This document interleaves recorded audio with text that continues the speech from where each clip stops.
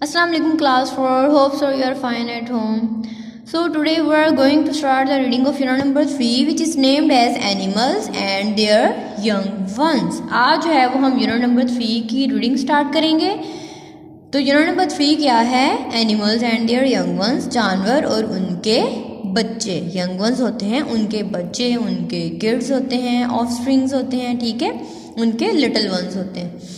तो हम देखेंगे कि एनिमल जो है, एनिमल्स के जो यंग वंस होते हैं तो किस तरह से, कौन से एनिमल जो हैं वो किस तरह से अपने यंग वंस को जो है वो बर्थ देते हैं. कुछ बर्थ देते हैं और कुछ जो हैं वो, हमें पता है कि कुछ एनिमल जो हैं वो अंडे देते हैं और कुछ बच्चे देते हैं. क्योंकि जब हमने living and non living things वाला चैप्टर पढ़ा था तो उसमें क्या था कि जो लिविंग थिंग्स होती हैं वो मूव भी करती हैं, ग्रो भी करती हैं और रिप्रोड्यूस भी करती हैं.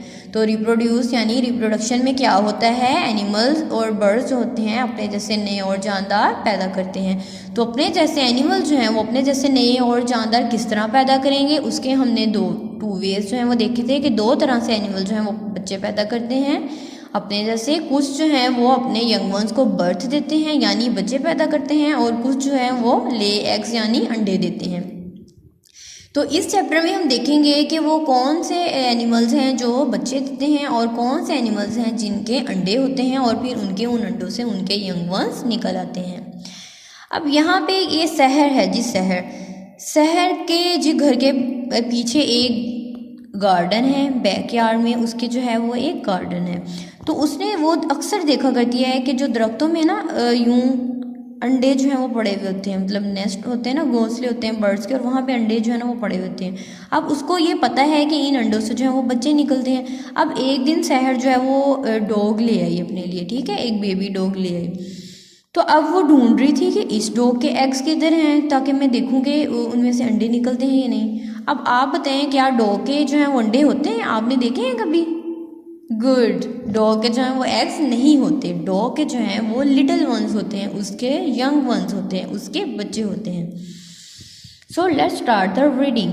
Life would not exist on the earth if plants and animals don't produce their young ones.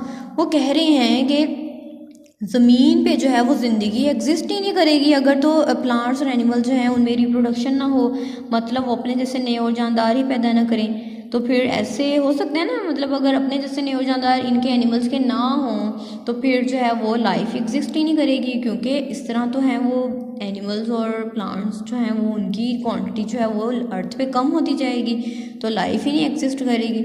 The process by which a living being produces more of its own kind is known as reproduction. अब हमें पता है कि reproduction का मतलब होता है अपने जैसे नए और जानदार पैदा करना.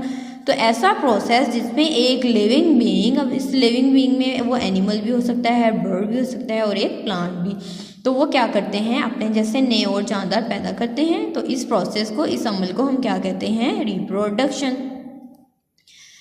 Animals reproduce in two ways. अब जो एनिमल्स होते हैं वो दो तरह से रिप्रोड्यूस करते हैं, मतलब दो तरह से अपने जैसे नए और जानदार पैदा करते हैं. Number 1 by giving birth to young ones, यानी वो बच्चे पैदा करते हैं, यंग वंस को बर्थ देते हैं. By laying eggs that later hatch into young ones, और कुछ जो होते हैं वो अंडे देते हैं जो फिर अंडे बाद में हैच हो जाते हैं, मतलब टूट जाते हैं और फिर उनमें से यंग वंस निकल आते हैं.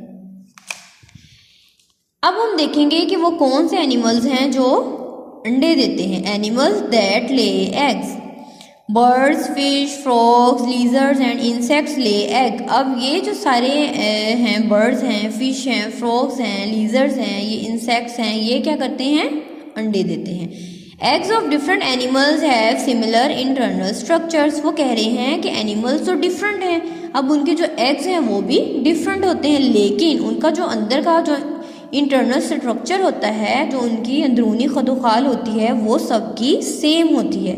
हर अंडे की जो है वो सेम होती है. अब हम देख लेते हैं कि जो है स्ट्रक्चर क्या है एग का. An egg has a hard outer covering called shell. सबसे पहले वो कह रहे हैं कि एग के बाहर एक हार्ड कवरिंग होती है जिसको हम क्या कहते हैं? शेल यानी खोल कहते हैं. The shell protects the baby growing inside. अब ये जो शेल होता है ये प्रोटेक्ट करता है किसकी? बेबी की, जो इस अंडे के अंदर होता है. Inside the shell there is the egg white called albumen. अब वो कह रहे हैं कि जब ये जो शेल है इसके अंदर एक वाइट पोर्शन होता है, ये वाला, ठीक है, इसको हम क्या कहते हैं, एल्ब्यूमन। जो वाइट पोर्शन होता है अंडे का उसको हम क्या कहते हैं, एल्ब्यूमन। अब एल्ब्यूमन में वो कह रहे हैं विद इन द एल्ब्यूमन। अब एल्ब्यूमन के अंदर जो है वो क्या है, there is a round yellow portion called yolk. अब जो वाइट पोर्शन है उसके अंदर जो है एक येलो कलर का पोर्शन होता है, एक गोल येलो कलर का पार्ट होता है, उसको हम क्या कहते हैं बच्चों, योक। गुड, योक क्या होती है, जर्दी। हेयर यू कैन सी, ये एल्ब्यूमन है वाइट पोर्शन और इसके सेंटर में बिल्कुल एक राउंड येलो कलर का पोर्शन है, इसको हम क्या कहते हैं, योक। इसको हम कहते हैं yolk. Shown here is a boiled egg cut vertically. ये एक बॉइल्ड एग है जिसको हमने वर्टिकली लंबाई के रूप जो है वो काटा हुआ है और इस तरह जो है वो हमें इंटरनल स्ट्रक्चर जो है वो अंडे का नज़र आ रहा है। बाहर वाली हार्ड कवरिंग को हम क्या कहते हैं, शेल, और जो अंदर का वाइट पोर्शन होता है उसे हम क्या कहते हैं, एल्ब्यूमन। एल्ब्यूमन के सेंटर में एक राउंड येलो कलर का पोर्शन होता है, उसको हम क्या कहते हैं, योक। Here is page number 25. Again you have to mention the date and day. So today is Thursday and the date is 25, 3 and 21. The chick is formed and grows inside the yolk. अब ये जो yolk होती है ना, ये जो जर्दी होती है, इससे चिक जो है वो बनता है, ठीक है, एक बेबी बर्ड जो है वो बनता है। The growing baby called embryo. फिर वो जो बेबी होता है जब वो ग्रो करता है तो उसको हम कहते हैं एम्ब्रियो। मतलब जो yolk होती है, yolk ग्रो करती है, ठीक है, फिर वो ग्रो करके एम्ब्रियो बन जाती है। एम्ब्रियो से फिर जो आगे है वो नया जो है वो बर्ड बनता है। Uses the yolk as its food. अब yolk को जो है वो अब जो है वो एग के अंदर एक बेबी बर्ड होता है ना, तो जो बेबी बर्ड है वो अपना फूड कहाँ से लेगा, yolk से लेगा। The embryo develops into the चिक only when it is kept warm. अब वो कह रहे हैं कि yolk के अंदर एम्ब्रियो बनता है ना, एम्ब्रियो से फिर जो है वो नया बर्ड बनता है। तो वो कह रहे हैं कि एक एम्ब्रियो जो है वो तभी डेवलप करेगा जब उसको, यानी उसके अंदर जो चिक है, जो बेबी है, बेबी बर्ड है, जब तक उसको जो है वो हीट ना मिले, यानी हरारत ना मिले। जब उसको हरारत मिलेगी तो फिर बेबी एम्ब्रियो जो है वो चिक में डेवलप होगा।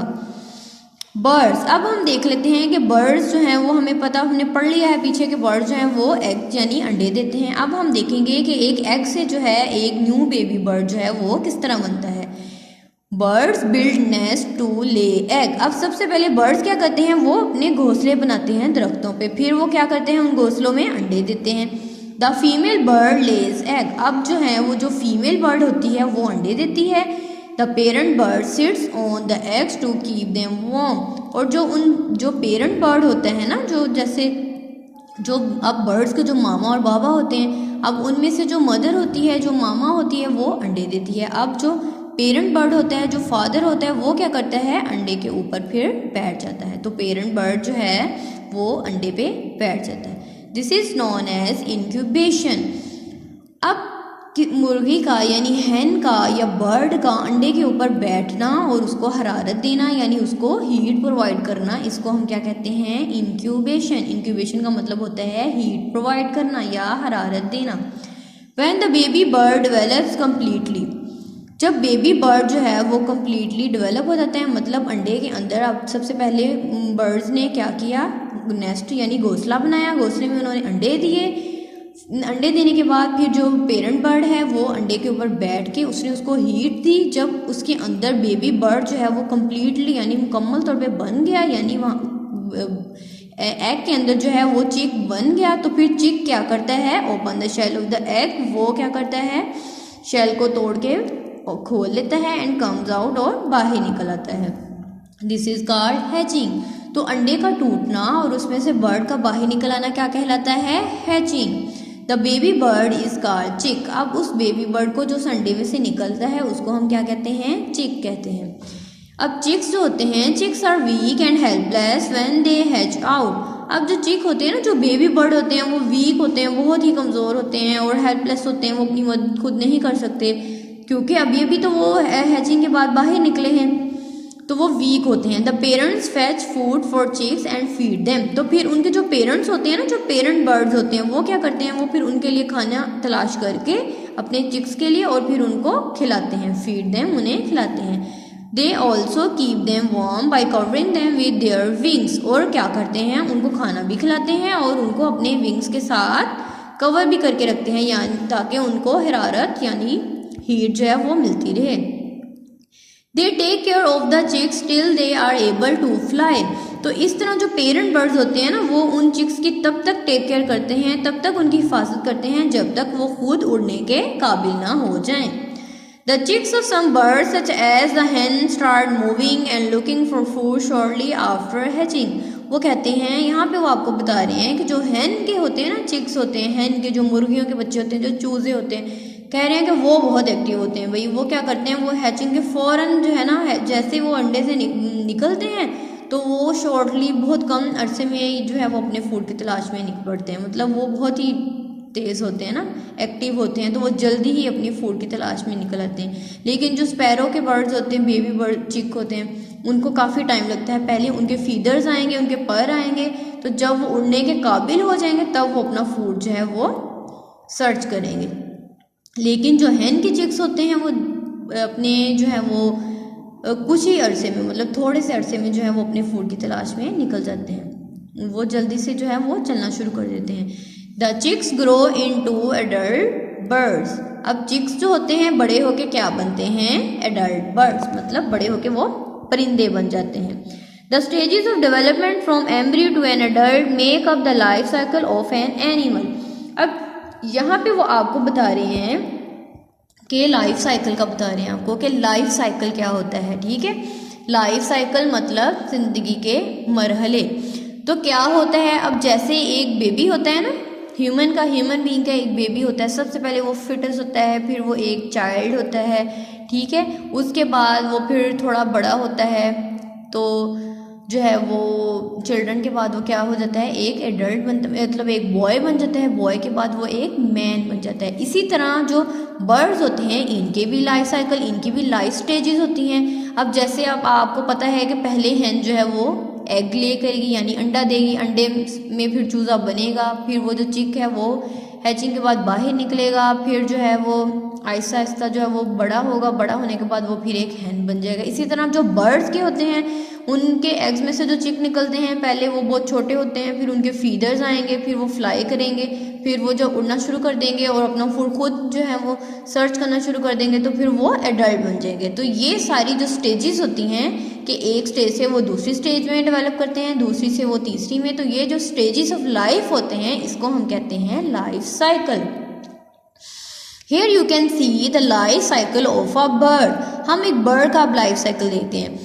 Here is an adult chicken। अब ये एक एडल्ट चिकन है, ठीक है, ये एक एडल्ट hen है। ये क्या करेगी, अंडे देगी, अंडे में से फिर चूज़ा जो है वो बनेगा और फिर उसमें उसकी मतलब वो हैचिंग होगा, हैच होगा, जो एग है, एग टूटेगा और उसमें से क्या निकलेगा, चिक निकलेगा। अब चिक जो है वो ग्रो करेगा, बड़ा होगा, तो फिर वो फिर से एक एडल्ट बन जाएगा। इस तरह ये जो लाइफ स्टेजेस जो हैं, ये लाइफ साइकिल जो है वो चलता रहता है।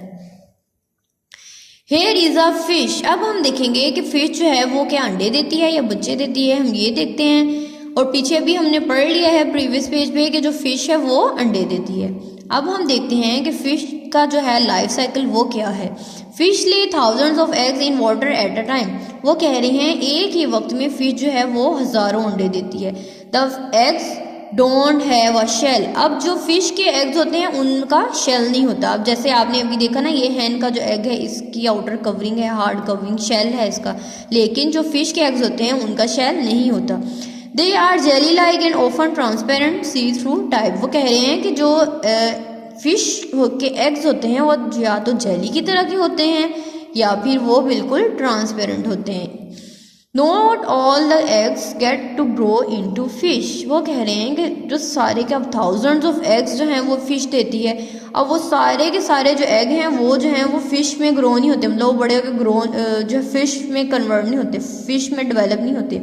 उनमें से कुछ जो एग्स होते हैं उनको बिग फिश जो होती है वो खा लेती है। Many eggs and baby fish are eaten by other big fish. तो जो है कुछ ऐसे अंडे होते हैं जो बड़ी मछलियाँ उनको खा लेती हैं और कुछ ही जो उनमें से हैं वो बचते हैं। सो होप सो स्टूडेंट्स आपको जो है वो पेज नंबर 24 एंड 25 समझ आ गई होगी। अब आपने जो है वो खुद से इन दोनों पेजेस की रीडिंग कर लेनी है और याद रहे कि आपने इन दोनों पेजेस पे डेट और डे जो है वो मेंशन करना नहीं भूलना। Okay students, stay blessed, stay home, stay safe, take care and अल्लाह हाफिज़।